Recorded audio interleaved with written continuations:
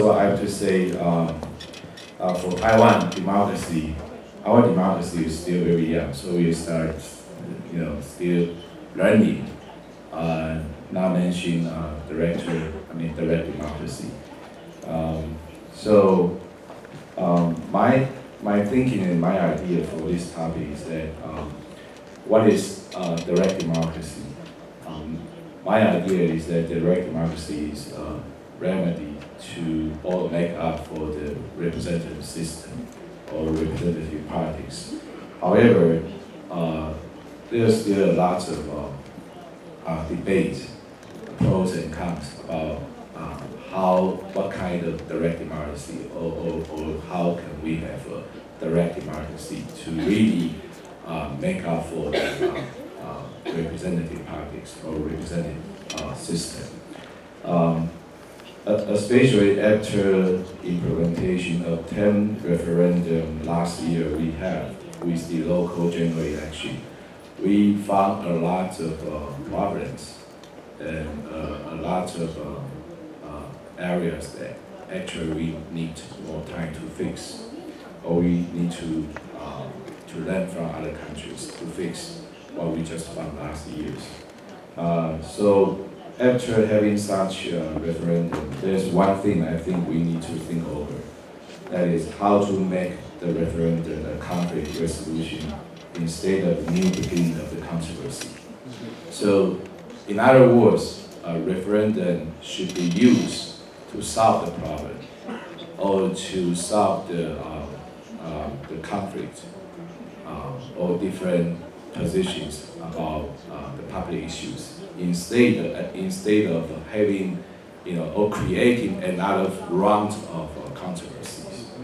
But if we look at Brexit in UK or the last 10, our 10 referendum last year, you will find instead of solving problem and it creates more problems and controversies after the direct democracy. So I have three things to suggest.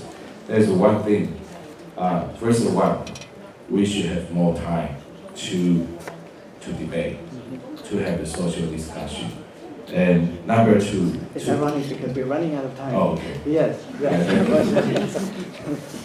Thank you. Citizens about the direct democracy. First is that we lack of, the theory in textbook education, in political science education. I have been teaching political science for 16 years, but in classroom, we really do not have this kind of material. The second is that the past practice of referendum becoming a political tool, for a lot of people feeling this way. So this is really bad if people have this kind of impression. The third is that it appears that a lot of people only care about votes in the referendum instead of the thoughtful or comprehensive discussion. So there's a problem too. The fourth is that what's the relationship between direct democracy and representative democracy? There is lack of a minimum consensus among our political science community as well, like Professor Chung has already mentioned. So it's really, is it complementary or is it conflicting to each others? We got to make it work together. So the final point I want to make is that every time when we have direct democracy like Hong Zhong incidents, or we have some settlement, we lack of subsequent legislation to make it comprehensive to solve the problem we are already seeing in the representative democracy. So the issue really is that we all have advocacy, we all want to work for direct democracy, but the legislation seems to not really work with the subsequent legislation to make the initiative looks like the good. So this is some kind of challenges we face later on for direct democracy in Taiwan. Thank you. I think I just add one more thing. Regarding Taiwan's recent amendment for the referendum bill, as the opposition party in that time, actually we are against the ruling party to make the change of the current referendum bill to separate the voting day between the gray election and the referendum.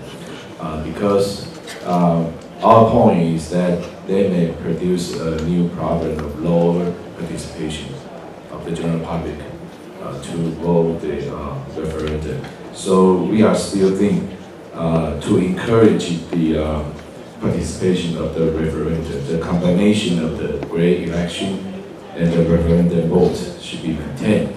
And one more thing, I think it's also very important to make the referendum a conflict resolution instead of a new beginning of controversy. That is the legal validity or legal effect of our referendum should be confirmed to keep the trust of the government. So, which means the government should stick by the favorable outcome in the referendum.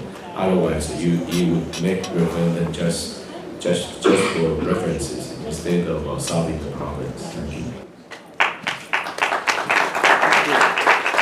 Trying to think of it, they try to prudent way, trying to limit in a certain areas that would not offend the personal rights or something.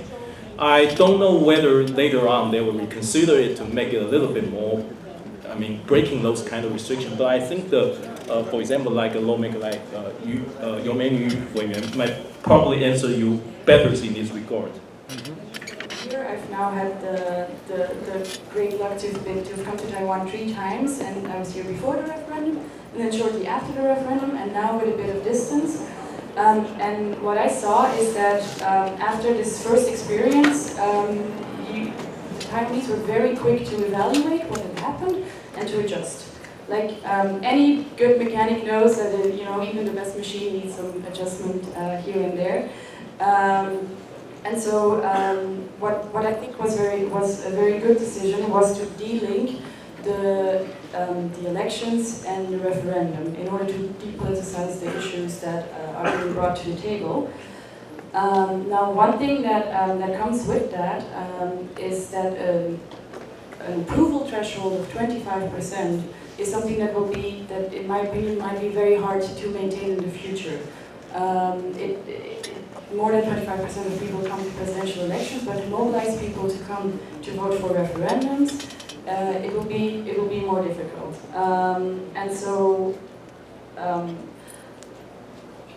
what this actually does, this 25%, is it also creates an incentive for boycott strategies. It would create an incentive for parties or organizations to actually encourage people to stay home. This is not so important to you. It's better not to go vote. And then if you don't reach the 25%, then you don't even have to worry about actually having a good quality debate, about actually talking about the content of the issues at hand. And so, of course, there are a number of things that you can do to remedy this. So one thing could be, of course, to lower this threshold, but what you could also do is to leave more time for the actual vote so that it's easier to reach the 25% threshold. I just would like to draw the attention of a possible contradiction, because in the first statement you said correctly that 10 referendums is too big to digest for a good public debate. But now you are also willing to fix every vote, all the votes only on one day in 1 year. And then when you do this, you will have again more than 4 or 5 or 6 referendums when you pick only 1 day as a possible referendum voting day in 1 year. And it's not true that in Switzerland we limit the referendums of 4 for 1 year. We limit it perhaps, but this is not in the law. It's up to the government to make the choice. 3 to 5 referendums in one moment, but we have 4 moments in a year where we make a choice. So we can vote 16 referendums in 1 year or 17 referendums in 1 year. So I think it's totally wrong to limit the referendum voting on 1 day in 1 year. You have to leave it open. When you have too many referendums coming, then you have to vote more than once a year for these referendums in order to prevent more than 4 or 5, because it's true that the public sphere can only digest a limit of referendums. But it depends on the voters, on their activity, how much days you have to spend in a year to make the referendum. So there you have to be careful not to fall in a new trap. Thank you. Something, and then they start like these signatures, and they bring something on the agenda. Of course, And the point is that we are all people here. I'm a person who is alive. I change my mind. That is how I learn. And this is the same, of course, for societies. We are allowed to change our minds, of course, and we do change our minds. Society is constantly changing, and so I don't see a problem in putting the same issue on the agenda over and over, because we learn and we change and we grow, and we need to redefine who we are constantly. You need, when you want to respect democracy, you have to have the courage to defend your own time notion and reject the constraint economy wants to put on you. And that's why we need democracy, and we need a democratic economy and not an economistic democracy. That's a big difference. The second point, stability is the myth of every politician. You know, the biggest stability you find on the cemetery. On the cemetery you have the biggest stability. When you have life, there is an inborn instability. But instability has no problem, because a democratic democracy is a stable, so to say, instability. And that makes no problem. So don't fall into the trap of the myth. The third one, democracy never undermines direct democracy. Because when you can't say eternally always referendum. There is referendums happens on specific moments at the expression of the constitution, defined in the constitution, and the expression of the citizens. So there will never be too many. It's the design of the process which makes it possible to digest, so to say, for the society, this decision-making process. And the first one, there's never the right moment to make the choice, because you never know what happens. So the only right moment is that you know to have to repeat again. There will never be an end. That's why she said in the beginning already, democracy will be an ongoing process. And in order to find a compromise, you need many processes in order that you get to the compromise. So don't be too, too impatient or too shortcut. You can't shortcut this process, because you can't make a change in another way than by deliberation. As Bruno said in the morning, because this is the soul of direct democracy, this is deliberation. And people can do it, you only have to let them do it. Thank you.